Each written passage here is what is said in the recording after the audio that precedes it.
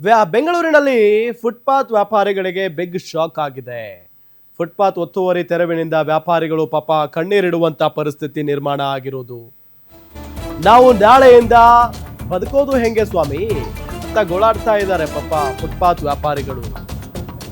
ಈಗ ಏಕಾಏಕಿಯಾಗಿ ಒಂದು ಅವ್ರಿಗೆ ಅವ್ರ ಗಮನಕ್ಕೂ ತರದೆ, ಅವ್ರಿಗೆ ಸಮಯಾವಕಾಶವನ್ನು ಕೊಡದೆ ಏಕಾಏಕಿಯಾಗಿ ಬರ್ತಾರೆ. ಎತ್ರಿ ಎಲ್ಲ ಗಾಡಿಗಳನ್ನ ಎಲ್ಲ ಅಂಗಡಿ ಇಲ್ಲಿ ಏನು ಇರಂಗಿಲ್ಲ ಅಂತ ಹೇಳಿದ್ರೆ ಇನ್ನೇನ್ ಮಾಡೋದಕ್ಕೆ ಸಾಧ್ಯ ಪಾಪ ಅವರು. ವ್ಯಾಪಾರಿಗಳ ಕಿರಿಕಿಗೆ ಸಚಿವ ಕೃಷ್ಣ ಬೈರೇಗೌಡ ಖಡಕ್ ರಿಯಾಕ್ಷನ್ ಕೊಟ್ಟಿದ್ದಾರೆ. ಸುಪ್ರೀಂ ಕೋರ್ಟ್ ಆದೇಶದ ಮೇರೆಗೆ ತೆರವು ಮಾಡ್ತಾ ಇದ್ದೇವೆ ಅಂತ ಹೇಳ್ತಾ ಇದ್ದಾರೆ. ಫುಟ್ಪಾತ್ ಒತ್ತುವರಿಯಿಂದ ಸಾರ್ವಜನಿಕರಿಗೆ ಸಮಸ್ಯೆ ಆಗ್ತಾ ಇದೆ. ಪಾದಾಚಾರಿಗಳು ರಸ್ತೆ ಮೇಲೆ ಓಡಾಡೋದ್ರಿಂದ ಅಪಘಾತಗಳಾಗ್ತಾ ಇವೆ. ಹೀಗಾಗಿ ಫುಟ್ಪಾತ್ ಒತ್ತುವರಿಯನ್ನ ತೆರವು ಮಾಡ್ತಿದ್ದೇವೆ, ವ್ಯಾಪಾರಿಗಳು ಸಹಕರಿಸಬೇಕು ಅಂತ ಸಚಿವ ಕೃಷ್ಣ ಬೈರೇಗೌಡ ಹೇಳಿಕೆಯನ್ನ ಕೊಟ್ಟಿದ್ದಾರೆ.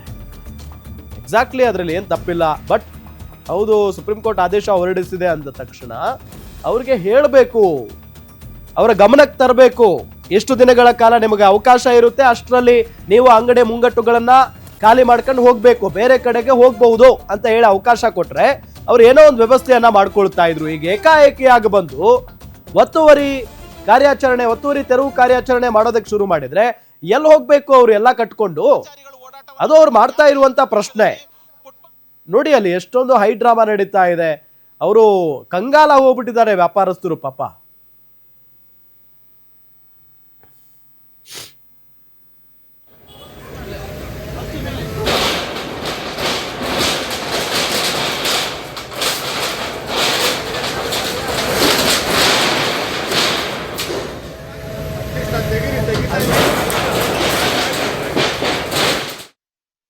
ಎಲ್ಲ ಸರ್ಕಾರಗಳಿಗೆ ಕಟ್ಟುನಿಟ್ಟಿನ ಸೂಚನೆಯನ್ನು ಕೊಟ್ಟಿದ್ದಾರೆ.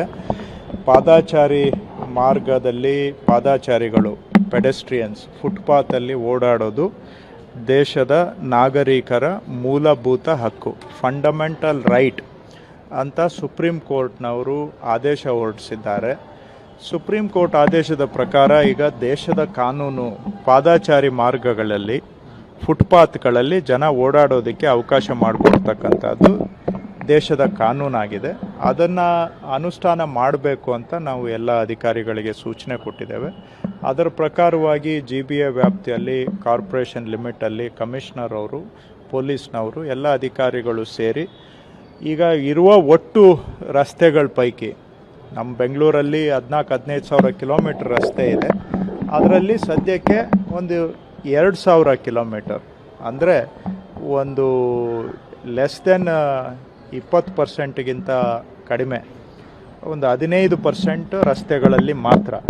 ಒಟ್ಟು ರಸ್ತೆಗಳಲ್ಲಿ 15,000 ಕಿಲೋಮೀಟ್ರ್ ಮೇಲೆ ಇದ್ದರೆ 2,000 ಕಿಲೋಮೀಟ್ರ್ ಮಾತ್ರ ಎಲ್ಲಿ ಹೆಚ್ಚಿಗೆ ಜನ ಓಡಾಡುವಂಥ ರಸ್ತೆಗಳಿದ್ದಾವೆ ಅಲ್ಲಿ ಇದನ್ನು ಅನುಷ್ಠಾನ ಮಾಡ್ತಾ ಇದ್ದೇವೆ. ಇದಕ್ಕೆ ಜನ ಸಹಕಾರ ಕೊಡಬೇಕು. ಅಂಗಡಿಗಳವರು ಒತ್ತುವರಿ ಮಾಡಿದರೆ ಅವರೇ ಸ್ವಯಂ ಪ್ರೇರಣೆ ವಾಲಂಟಿಯರ್ ಆಗಿ ಒತ್ತುವರಿಯನ್ನು ಅಂಗಡಿಗಳವರು ಕೂಡ ಹಿಂದಕ್ಕೆ ತಗೋಬೇಕು. ಅವರು ವ್ಯಾಪಾರ ಮಾಡಲಿ, ಅವರ ಜಾಗ ಒಳಗಡೆ ವ್ಯಾಪಾರ ಮಾಡಲಿ. ಫುಟ್ಪಾತು ಸಾರ್ವಜನಿಕರಿಗೆ ಸೇರಿದ್ದು, ಸಾರ್ವಜನಿಕರ ಆಸ್ತಿ ಫುಟ್ಪಾತ್ ಮೇಲೆ ವ್ಯಾಪಾರ ಅಂಗಡಿಗಳು ಮುಂದಕ್ಕೆ ಬಂದು ಒತ್ತುವರಿ ಮಾಡುವಂಥದ್ದು ಕಾನೂನಿಗೆ ವಿರುದ್ಧ ಆಗುತ್ತೆ. ಹಾಗೆ ಕೆಲವರು ಫುಟ್ಪಾತ್ ಮೇಲೆ ಕಾರುಗಳನ್ನ ನಿಲ್ಲಿಸ್ಕೊಳ್ಳೋದು, ಬೈಕ್ಗಳನ್ನ ನಿಲ್ಲಿಸ್ಕೊಳ್ಳೋದು, ಆಮೇಲೆ ಅಂಗಡಿಗಳವರು ಫುಟ್ಪಾತ್ನ ಪಾರ್ಕಿಂಗಿಗೆ ಉಪಯೋಗಿಸ್ಕೊಳ್ಳೋದು, ಈ ರೀತಿ ಎಲ್ಲ ಮಾಡ್ತಾರೆ. ಅವ್ರಿಗೂ ನಾನು ಮನವಿ ಮಾಡ್ತೇವೆ, ಕಾನೂನಿಗೆ ಗೌರವ ಕೊಡಬೇಕು, ಸಹಕಾರ ಕೊಡಬೇಕು. ಎಲ್ಲರೂ ಈ ರೀತಿಯಾಗಿ ಸಹಕಾರ ಕೊಟ್ಟು ಮಾಡಿದರೆ ಬೆಂಗಳೂರಿನಲ್ಲಿ ಜನಗಳ ಬೇಡಿಕೆ ಇದೆ.